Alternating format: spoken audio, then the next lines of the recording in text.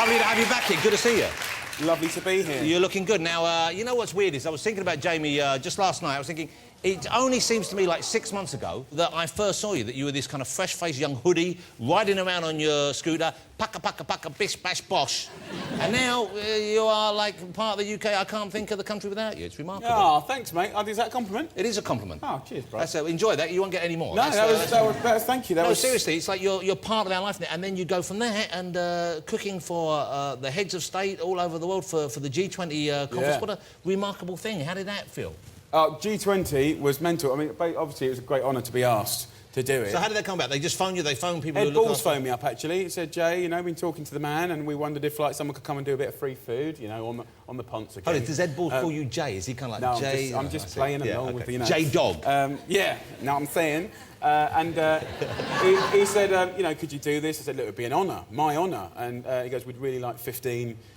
you know, your students and your charity to be part of it. And so it's a lovely thing because it's not, they know they're going to get great food, but also it shows what's going on in this country. It shows what you're doing, so it's kind of like it's a good thing for them as well. Yeah, but I've got all 20 of the world leaders come in, and all of their versions of MI5 or whatever you want to call it. And like, you know, quite a few of my students have had criminal records. So I thought, oh my God, what's going to go on? So I said, you do realise it's going to take a little bit of extra, you know, work, and he said, no worries, we'll get that sorted. So I loved doing it, but the problem was there's like a little 3-week period in England just around that time where there's nothing. I mean, it's like... You mean like local produce, isn't it? Yeah, and I want to big up British produce, so there was nothing in that. So I literally got stuff.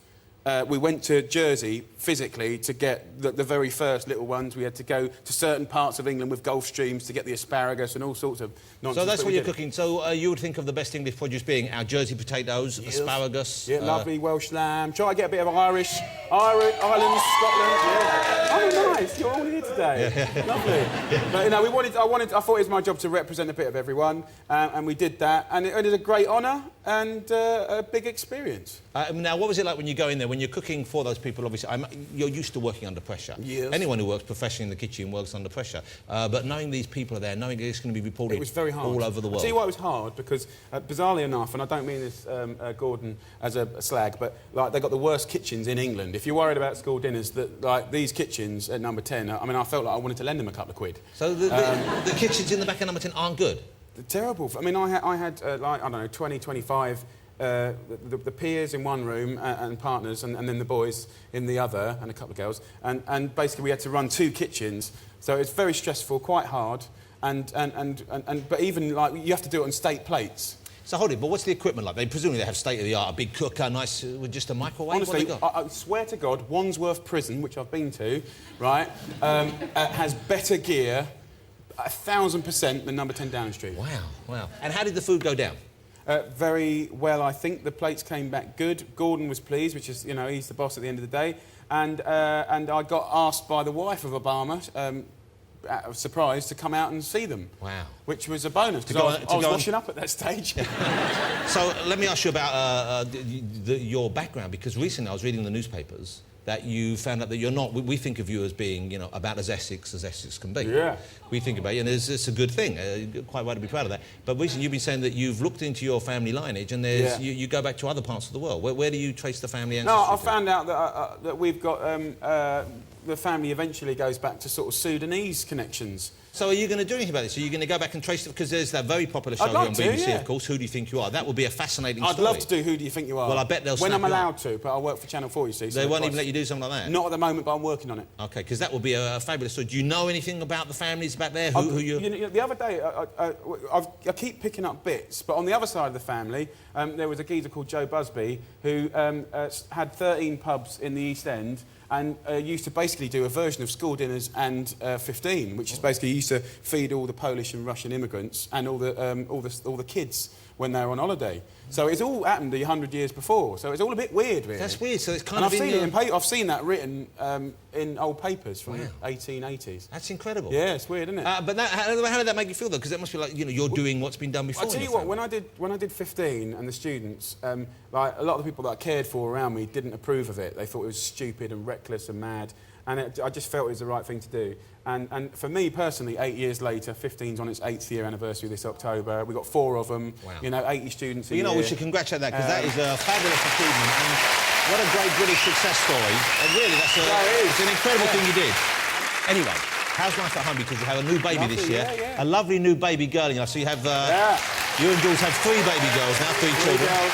Congratulations. Yeah. What a lovely thing. Poppy, Daisy, and the new one's 6 months old, Petal. She's brilliant. She's got the best name. It's Petal something Rainbow, isn't it? Petal Blossom Rainbow. Oh, well, a great name. But Jules takes care of the names, as you can well imagine. and you know, they're lovely. I mean, I've just got to the point now where it actually hurts to think how much I love them. It's just like, oh, my God. Because they're great company. And they're just turning into beautiful little girls. And the new one is like, she's proper well-behaved as well. Really? Because she's, what, 5 months now? Yeah, she does what she's told. She goes to sleep. She like... do you let the other girls in the kitchen? Do they help you out? Are you encouraging them to do that? I swore that I wouldn't impress upon them my career. And Poppy's like, whatever.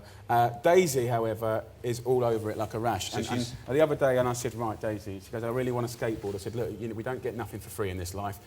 If you learn, and this is so wrong, if you learn all 25 of the herbs growing in the front garden, right, but get it, by look, by smell and by taste, and the taste blindfolded, by the way. Hold it. Someone called social services. This is just wrong. Do you know what? The thing is about kids, and this is why I'm even more passionate about kids and school and teaching our kids at school while mum and dad are busy working to look after himself. Life skills, right? You know, and every kid in this country should get that. Well, cooking is it's a very pleasant and it's a good family experience. I want to talk to you about something, because I did a bit of cooking, so I cooked something from Jamie's cookbook just last night. And I'll tell you about it, and the cookbook is impossible to follow. But I'll talk to you about that later.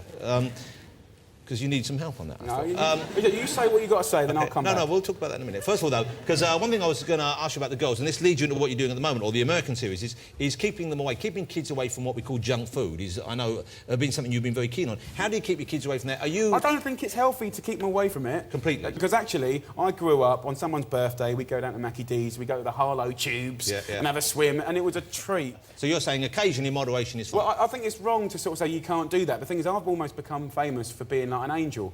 And I'm much more balanced about, common sense about stuff than one might believe. OK, let's talk about America then, because that's what we think of as the home of junk food, where a lot of the stuff we now have problems with come from. And I think it probably is, it's fair to say that. It is, it's fair to say that. And certainly, I was reading over there that the average family, regardless of this economic downturn, the average family over there eat out 5 times a week, they reckon. A lot of them don't cook at all. They eat in a lot of the major cities, they don't even build kitchens anymore, just a hole for their microwave. It's incredible. Is that all they do, really? Yeah, it's true. Not such a bad thing, necessarily. No, look, I mean, I'm obviously biased, but I mean, I think what I wanted to do with America was, everyone's done to death,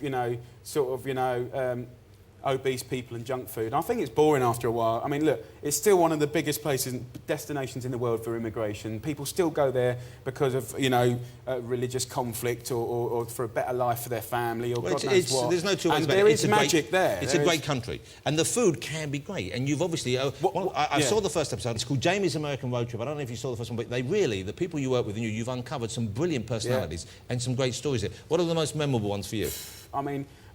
The way I look at those 6 programmes, they're like 6 different films. They're not really linked. They could feel like 6 different countries. So we went from, and we had a lot of luck as well. We were in Louisiana, New Orleans, just after Gustav hit, and that sort of just turned into a programme about community and spirit and coming together. And why would you live in a place that gets kicked up the jacksie every couple of years? And do you know what I mean? And everything that you own just drifts away. And then we had Georgia. We were in Georgia just after Obama got in, and obviously Georgia's the place where. Civil rights, Martin Luther King. So it was about black food, soul food, and sort of what... I thought soul food was like funky stuff, do you know what I'm saying? But it wasn't. Soul food was about survival and life. Sudanese accent you did just there? No, but seriously, soul food, to me, I thought was a sort of a gesture thing. Soul food was like clasping onto life. It was basically all the posh, noble... white people or immigrants that were running the shop would give all the offal and the offcuts. So they had to cook with pig knuckles, they had to cook with just greens and stuff like that. But this is the thing that people don't...